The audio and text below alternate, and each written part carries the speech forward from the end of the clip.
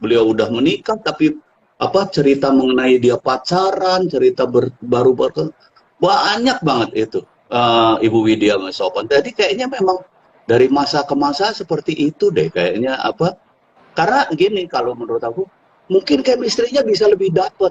Walaupun dia kemudian udah suami istri, tapi dia kan udah pernah ngalamin pacaran kayak itu. Jadi imajinasinya menurut aku dapet gitu loh. Betul banget.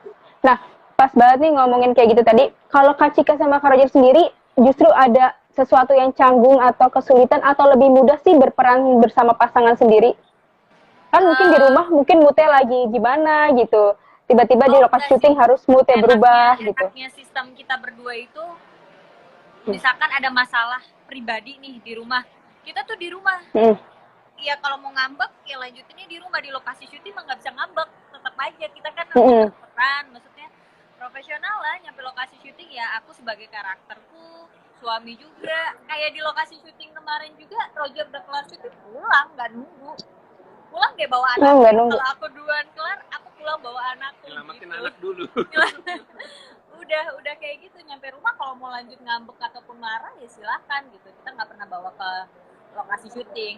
Dan kalau misalkan keuntungan kita berdua satu film kerja bareng, kita bisa reading juga di rumah ya, bareng-bareng di rumah kita bisa membahas dan masih bisa saling kasih masukan satu sama lain gitu. Kalau aku actingnya gini gimana, kalau kamu gimana, gitu-gitu. Jadinya kayak apa ya, seru aja sih sebenarnya, ngulik-ngulik gitu. Justru lebih seneng ya karena satu rumah justru lebih gampang. Di rumah masih bisa langsung ngobrolin kerjaan juga gitu ya Kak? Iya, jadi kayak ya keuntungannya itu ya, sama ya double sih jadinya. Masukannya double. Pemasukannya double. Oke. Ini banyak banget yang nyapa-nyapa dari tadi sama Pak Ade Indro, sama Kak Cika dan Kak Roger. Mungkin mau disapa dulu. Halo semuanya. Banyak banget. Terima kasih udah join live-nya bareng kita. Ditunggu ya film kita tanggal 11 November 2020. Iya, sahabat tadi juga tadi ada yang jadi namanya Pak Indro, Bapak siapa? Aku lupa malah. Aku Pak siapa ya, Cik? Pak Indro lupa. Nama aku sendiri gitu. Karena nggak disebut-sebut sih di situ juga. Ayah gitu. aja ya. Ayah kayak gitu. Tapi Ayahnya Irma gitu. Tapi ditunggu, aku bisa main serius loh. Nanti lihat deh. Tunggu. Aku pengen tahu ada yang sambil motong bawang apa enggak nanti nontonnya gitu. Karena mengandung bawang. Nah, ini untuk sahabat Nova, boleh banget, ini kan banyak banget dari tadi yang nyapa-nyapa, boleh banget juga langsung nanya-nanya, nanti bisa aku langsung tanyain langsung kepada Pak Ade Indro dan juga Kak Cika dan juga Kak Roger.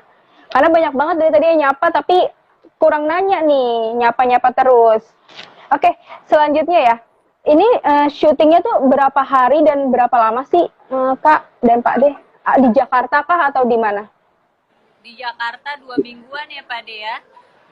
Tapi itu nggak termasuk sama proses readingnya. Kita ada proses readingnya juga, kita tuntasin semua yang ada di skenario pas di readingnya. Jadi begitu nyampe set itu udah tinggal syuting aja, tinggal ngejalanin aja gitu. Biar mempersingkat waktu. Syutingnya di Jakarta. Berarti pas masa pandemi ini kan? Pas masa pandemi ini kan Pak De dan benar, tapi nggak dalam masa PPKM ya. Jadi waktu itu belum ada PPKM dan setelah PSBB. Iya, betul. Jadi pas itu setelah PSBB dan sebelum PPKM. Betul. Pas lagi landai-landainya ya. Iya, lagi landai-landai. Tetap jaga prokes. Iya, kita di sana tetap prokes. Tetap prokes, semua pemain, kru, PCR semua. Jadi tetap aman. Kita baru buka pada saat take, bahkan pada saat latihan kita semua pakai masker, pakai face shield, semua tertib kok, tertib. Bawa bayi. Ya, iya, apalagi ini bawa bayi, jadi makanya ada satu kamar khusus karena kan ada bayi kan, itu juga disemprot dulu segala macam disiapkan lah. Alhamdulillah sih ya semuanya berjalan lancar. Jadi tetap aman ya, karena menjaga prokes. Prokes itu memang nomor 1 ya Pak De dan juga Kak Cika. Aman. Oke. Aman. Nah, ini kan film tayangnya di bioskop nih. Kabar baik banget untuk kita perfilman Indonesia. Karena bioskopnya kan udah lumayan lama ya istirahat. Ini gimana nih perasaan kalian? Ngerasa sangat excited Kangen atau? banget sama bioskop Iya, pastinya. benar. Apalagi tiketnya sekarang ya Pak De ya. 10.000 Iya. ya Pak De. Untuk berapa Iya. banyak orang Iya. Pak De? Masa pandemi seperti Jadi Falcon itu memberikan hadiah, semacam hadiah adalah tiket dimanapun di seluruh Indonesia ini, di setiap ini ya, jadi di setiap grup. Jadi ini nggak akan ada cuma di grup Cineplex doang atau di ini doang, itu ini di semua Semuanya. grup. semua. Iya, bioskop. di semuanya. Dan tiketnya 10.000 aja untuk 100.000 tiket. Ya, makanya buruan deh tuh. Selama Banyak masih banget bisa juga ada yang sih. 100.000 tiket, hajar. Itu Ya. dulu 50.000 sendirian, sekarang 50.000 bisa bareng keluarga. Berlima ya. Pandemi kayak gini berguna banget. Bisa Yo, rame-rame. Bener banget. Banget. Terus untuk sahabat Nova tuh boleh banget untuk 100.000 pertama penonton nanti harga tiketnya hanya 10.000 di seluruh bioskop di seluruh Indonesia. Seluruh Yang kangen ke bioskop boleh banget tuh ke bioskop. Nah, oke, selanjutnya di trailer ini kan ada, aku lihat sedikit cuplikan kayak Kak Roger tuh ngejar-ngejar cintanya Kak Cut Meriska. Tadi juga udah dibilangin kan. Itu ada agak-agak sedikit dejavu atau gimana sih Kak?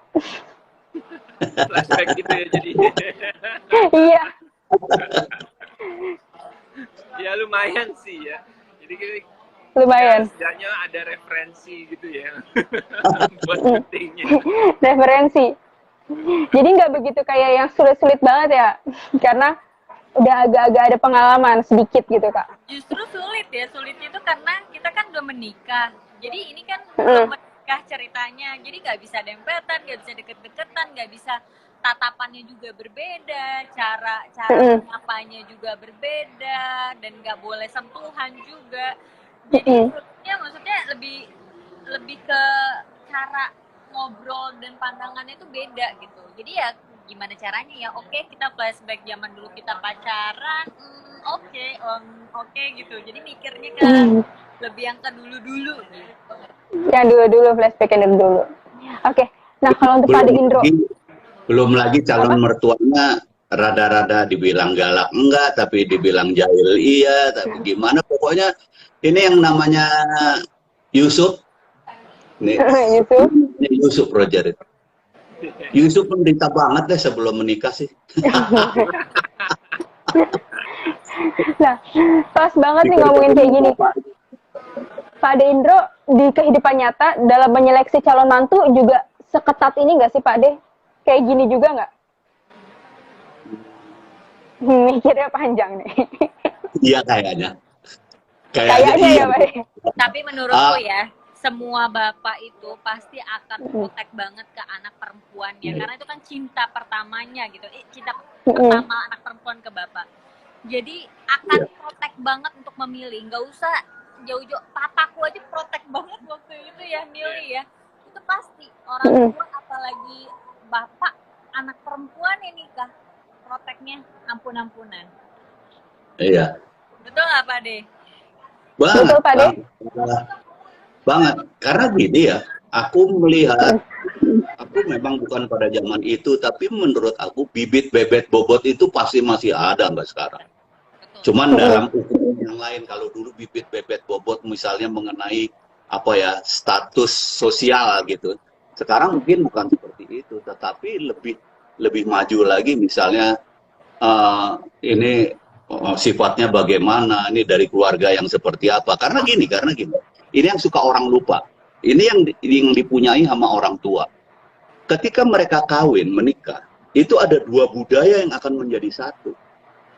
Nah, kalau kita nggak siap, karena gini, kita harus mengorbankan setengah dari budaya kita untuk menerima setengah dari budaya orang, kan seperti itu kan. Adilnya seperti itu. Nah, sejauh mana kita berdua, artinya si calon dengan calon ini, paham mengenai itu. Gitu. Karena kalau nggak paham, mereka akan tetap besar dari budaya yang satu, yang ini juga akan kekeh dengan budaya yang itu. Ya itulah yang aku bilang bibit bebet bobot ya. Gitu. Jadi bibit bebet bobot tuh menurut aku aktual banget, nggak cuman sekedar dia ningrat atau bukan. Sekarang udah Ya, bukan itu gitu. Sekarang udah Betul. beda gitu. Nah, apalagi punya anak perempuan, tentunya kita sebagai bapak pengen secure banget. Gue pengen apa? Gue pengen save anak gue. Gitu. Bukan masalah apa segala macam. Ini dua-duanya kira-kira bisa blend nggak? Kamu bisa dengan sifat, kan kita tahu sifat anak kita. Kadang-kadang kan gitu kan. Nah, Betul makanya banget. nonton nih, bapak-bapak, Oke, ya, nonton. bapak-bapak, ibu-ibu nonton deh. Ini ilmu, bener-bener. Ini betul. ilmu beneran. Benar-benar ya ilmu. Karena kalau dalam pernikahan itu kan juga pasti menyatukan dua keluarga yang berbeda ya Pak De.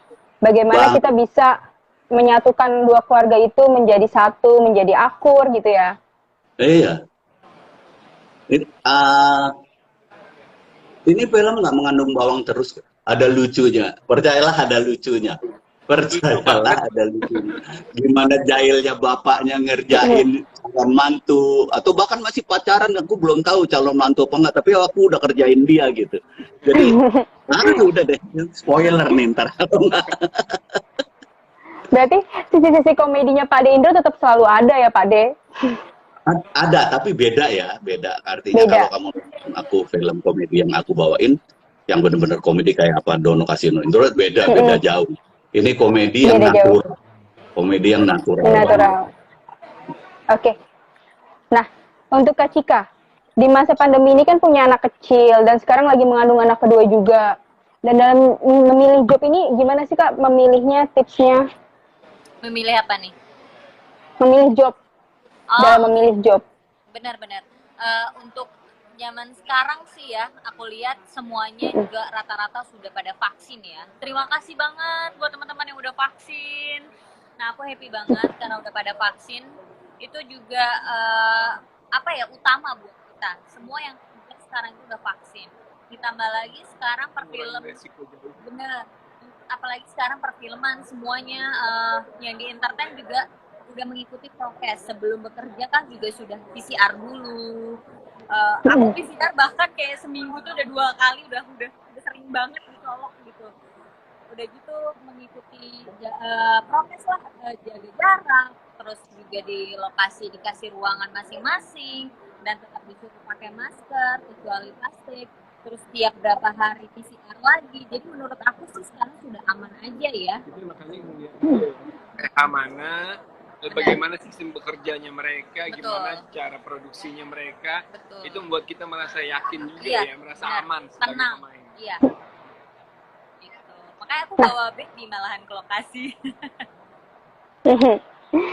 Gak baby ya, karena emang prokesnya juga aman banget ya Kak. Nah, Iya. selain prokes, bagaimana cara Kak Cut menjaga kesehatan mental sebagai ibu muda di tengah berkarir Kak? Menjaga kesehatannya pastinya ya, sekarang ini dalam kondisi COVID ini rata-rata semua udah pada minum vitamin, madu, apalagi aku lagi hamil gini juga ada vitamin hamilnya, ini juga bagus gitu kan. Jadi ya aku paling mengikuti saran-saran dari dokter kandunganku, harus apa aja yang aku lakuin, dan semua kayak kegiatan aku tuh aku atas izin dari dokter kandunganku. Jadi kalau dokter kandunganku tuh oke ya aku ambil gitu, semuanya diobrolin ya. Pastinya juga hiburan terbesar ya anak ya. Betul. Secapek apapun lihat anak jadinya ya semangat lagi gitu ya. Ya. Oke, itu kan tadi dalam menjaga kesehatan fisik. Kalau dalam menjaga kesehatan mental sendiri Kak gimana? Apakah harus butuh waktu me time kah? Atau butuh istirahat yang benar-benar istirahat? Ada nggak? Aku menjaga kesehatan mental, yang penting ada suami di samping 24 jam udah oke banget, udah itu aja sih. Sejujurnya ya, nih aku jujur banget nih. Udah ada suami di samping, udah kalau misalkan lagi bete cerita. Aku tuh tipenya gitu, ada bete atau ada masalah cerita. Yang penting ada suami di samping, nggak perlu apa ya, piknik juga udah oke gitu. Sampai di oke itu sama Om Indro disetujuin banget dengan kata Kak Cika. Oke, kita mau baca Q&A dari sahabat Nova ya Kak. Boleh. Oke, ini dari HS Rani. Assalamualaikum Kak Cika dan Kak Roger. Saya mau tanya, bagaimana perasaan Kak Cika tentang relate-nya film ini mungkin kali ya, tentang relate-nya film ini dengan kehidupan Kak Cika.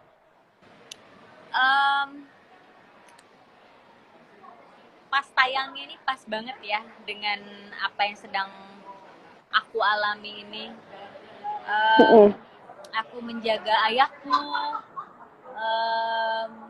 apa ya, ayahku sakit gitu, aku jagain, aku urusin, berkomunikasi terus memang hubungan aku dengan ayahku dekat sekali.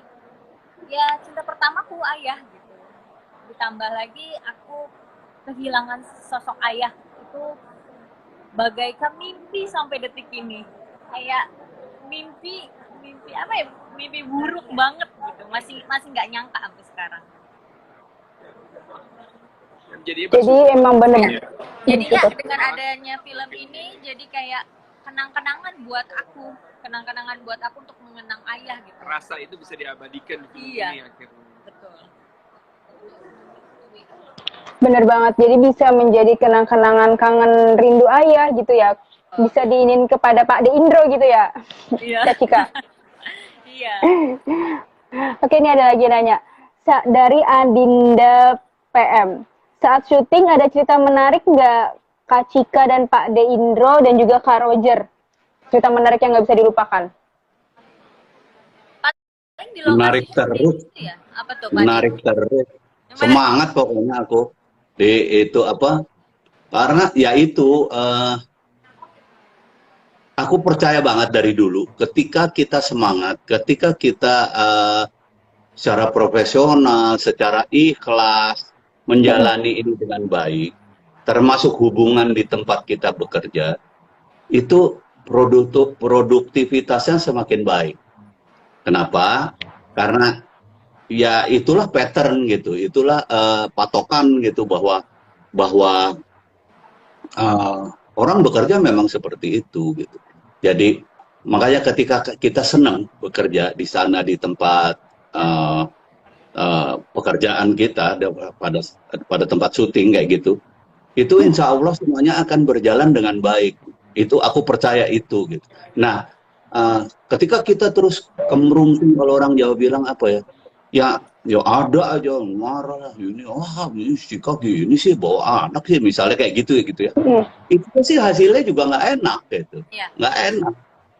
Jadi alhamdulillah aku sih bahagia banget, senang aja gitu ya, tenang bahkan ini sejujurnya ya, ini salah satu film yang spesial untuk aku karena aku tidak bermain sebagai Indro yang lama. Aku bermain sebagai, bukan Indro bahkan, aku bermain sebagai ayahnya Cika. Kayak gitu. Apalagi terus kemudian ini anu ya, nggak tahu bener, nggak tahu enggak. Produser senang banget. Bahkan ini dianggap sebagai film pertama yang akan launching dari Falcon setelah pandemi. Ada penghargaan khusus pada film ini buat kami ya, buat saya, buat Cika, buat Roger, buat Fajar. Itu menambah bahwa inilah sebuah penghargaan pada sebuah karya yang ikhlas, yang tulus kayak gitu. Itu gitu. Kalau Kak Cika dan Kak Roger sendiri apa ya? Di lokasi syuting bahkan kita pernah lagi take ya, pas kita lagi take tiba-tiba kayak beberapa kru nangis. Ingat nggak Pak De? Oh iya. Beberapa kru nangis itu belum diedit, belum apa-apa, cuma dengerin sama ngeliatin kita lagi take udah nangis ya Pak De ya. Iya. Karena tuh. beberapa kru juga ini cerita gue banget, ini gue banget. Jadi emang banyak banget yang bisa relate. Iya, bener gitu. Ada yang udah kehilangan ayahnya ya, kehilangan ayahnya, begitu dilihat kayak gini, kok gua nggak dapetin hal yang seperti ini gitu. Karena gini, karena hubungan itu nanti dilihat deh, hubungan ayah ini dengan anak ini sweet banget. sweet banget, Benar. sweet banget gitu. Jadi bikin orang baper kalau menurut aku sih, bikin orang baper banget. Apalagi terus, ya mau kalau gue ceritain semua ntar spoiler lah. Iya, spoiler lagi. Mama pasangan, tapi sama bapak dan anak juga bisa bikin Iya. baper banget. Ini hubungan, ya aku selalu bilang bahwa ini sebetulnya kisah cintanya seorang bapak dengan seorang anak ya. Karena pasti itu sebuah cinta pertama buat si anak untuk ke bapaknya kan gitu. Ya saya ke suami kan cinta kedua kemudian kan. Di sini ini benar-benar terjadi gitu. Kayak gitu. Berarti emang benar-benar relatable banget ya cerita di film ini dengan kehidupan sehari-hari kita. Iya. Bisa Iya, dibilang banget. begitu. Maaf banget. Jadi gini, sebetulnya ini hal yang biasa. Tapi nggak tahu kenapa Fajar bisa dapet ini gitu loh. Iya. Ini kalau dipikir-pikir, ini cerita mungkin banyak yang mengalami ini gitu ya. Tapi kemudian diangkat sebagai sebuah cerita, dibikin orang supaya baper semua dengan ini kejeliannya Fajar kalau menurut aku. Kejelian Fajar dan ada penulis namanya Mas Dhani gitu. Karena mereka semua, nah makanya tadi aku bilang, kita seperti keluarga, itu penulisnya ada di situ hampir setiap hari. Fajar terlalu, kita ngobrol dulu sebelum itu, walaupun aku kepedean gitu ya. Tapi toh tetap ngobrol. Aku nanti bikin gini oke nggak? Gini nggak? Oke nggak? Oke. Jadi Fajar itu tinggal kasih benang merah yang benar-benar tegas kayak gitu. Kayak gitu. Jadi itu menurut aku, nggak tahu ya kenapa enak banget ini film. Ini film enak banget.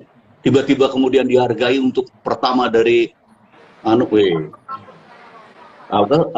aku merasa dihargai banget gitu. Wih, ini karya kami gitu ya. Nggak bisa dibilang karya aku doang, karya aku, karya Cika, karya Roger, karya Fajar, dan karya kru waktu itu gitu loh.